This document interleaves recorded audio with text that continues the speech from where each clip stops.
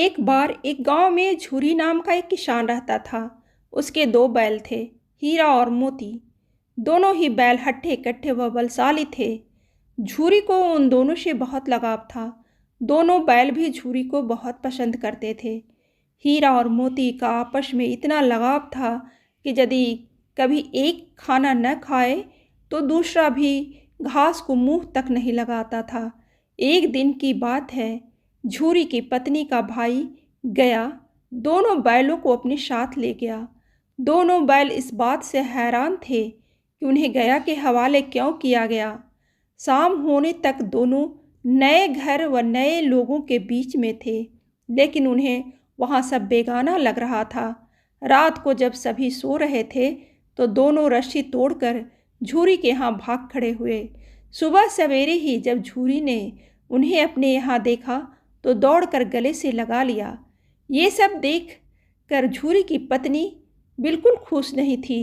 उसने दोनों को खूब खरी खोटी सुनाई और यह निश्चय किया कि दोनों को खाने में केवल भूसा ही मिलेगा। अगले दिन गया फिर आकर दोनों बैलों को अपने साथ ले गया।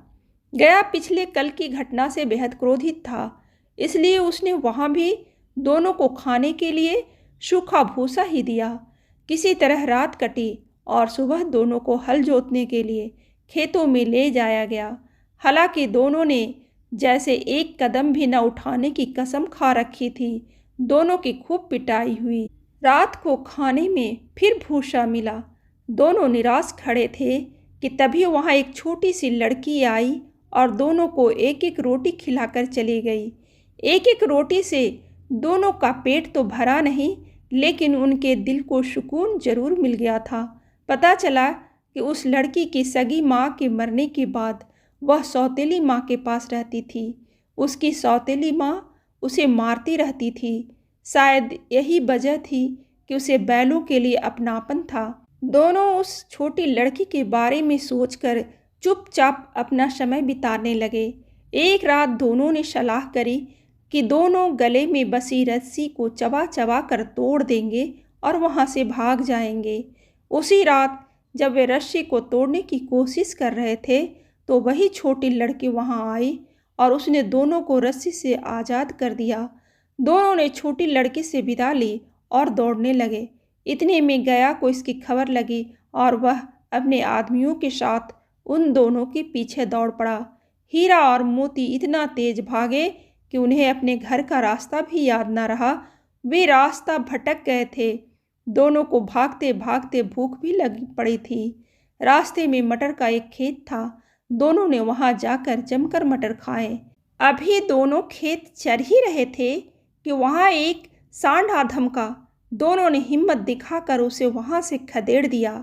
इतने में मटर के खेत के सेवक हाथों में डंडा लिए आ पहुँचे। हीरा के पास भागने का मौका था, लेकिन जब उसने देखा कि सेवकों ने मोती को पकड़ लिया है तो वह लौट गया। दोनों बैलों को पकड़कर मवेशी खाने में बंद कर दिया गया। उस मवेशी खाने में बहुत से जानवर कैद थे। वहाँ कई बकरियाँ, घोड़े, भैंस, गधे बंधे थे, लेकिन किसी को भी खाने को कुछ नहीं दिया जाता था। इस वजह से सभी जानवर कमजोरी के कारण जमीन पर बेजान पड़े हुए थे। जब पूरा दिन बीत जाने पर भी खाने को न मिला तो हीरा के सब्र का बांध टूट गया। उसने बाड़े की कच्ची दीवार पर जोर से अपने सींग गड़ा दिए। इससे मिट्टी का एक टुकड़ा निकल आया। यह देखकर हीरा को हिम्मत मिली और वह दौड़ दौड़ कर अपने सींगों से दीवार की मिट्टी गिराने लगा। तभी मवेशी खाने का चौकीदार हाथ में लालटेन लिए जानवरों की हाजिरी लगाने आ पहुंचा।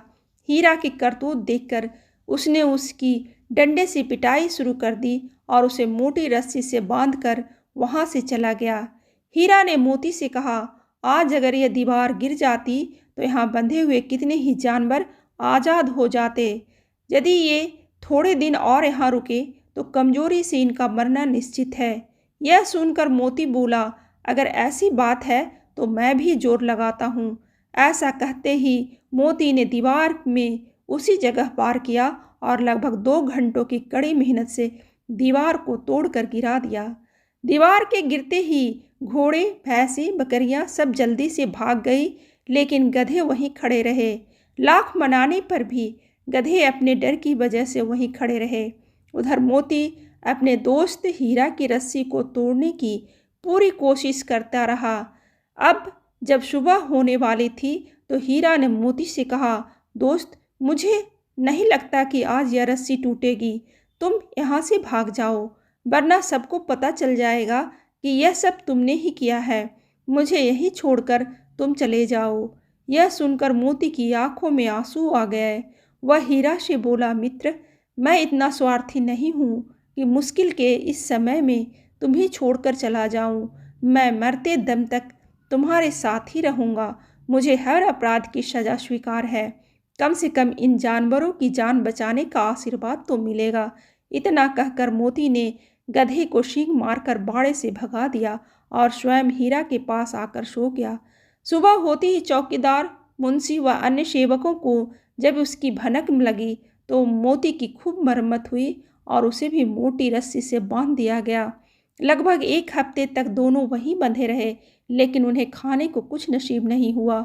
उन्हें केवल पानी ही पिलाया जाता।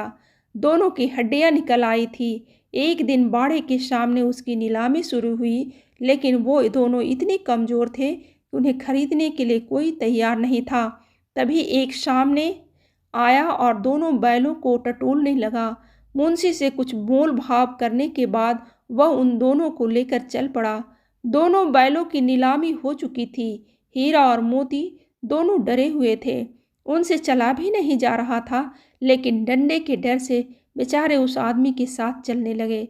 सहसा दोनों को महसूस हुआ कि वह वही रास्ता है जहाँ से गया उन्हें ले गया था। वही खेत, वही रास्ता और वही कुआं तो है जहाँ पर वे हल जोतने आया करते थे।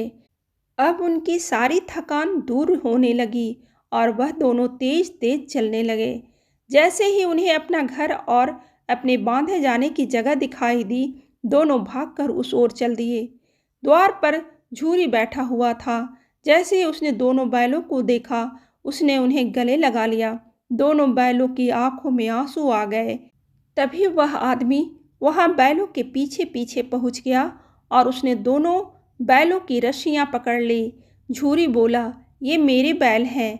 आदमी ने कहा, मैंने इन्हें मवेशी खाने की नीलामी से खरीदा है। झूरी तपाक से बोला, मेरे बैलों को बेचने का हक किसी को नहीं है। अगर मैं इन्हें बेचूंगा तभी ये बिकेंगे। आदमी ने जवाब दिया, मैं थाने में जाकर रपट दर्ज करवाता हूँ। झूरी बोला, ये मेरे बैल हैं। इसका सबसे बड़ा सबूत यह है कि यह मेरे द्वार पर खड़े हैं। फिर उस आदमी ने आप देखा ना ताब और बैलों को अपनी ओर खींचने लगा। तब दोनों बैलों ने भी उसे अपने सींगों से खदेड़ दिया और गांव से दूर भगा दिया। इतनी देर में दोनों बैलों के लिए भूसा, दाना और चारा भर दिया गया। हीरा और मोती दोनों मिलकर चारा खाने लगे। झूरी साथ में खड़ा उन्हें सहला रहा था। तभी झूरी की पत्नी भी अंदर आई और उसने दोनों बैलों के माथे चूम लिए और खूब प्यार दिया। इस कहानी से हमें दो बातें सीखने को मिलती है। पहली यह कि हमें अपनी स्वाधीनता के लिए अपने अंतिम समय तक संघर्ष करते रहना चाहिए। दूसरी सीख यह मिलती है कि हमारे जीवन में चाहे कितनी भी मुश्किलें क्यों ना आए, लेकिन सच्चे दोस्त हमेशा साथ निभाते हैं। कहानी अच्छी लगे तो लाइक जरूर करें और ऐसी ही कहानी सुनने के लिए सब्सक्राइब बटन दबाइए।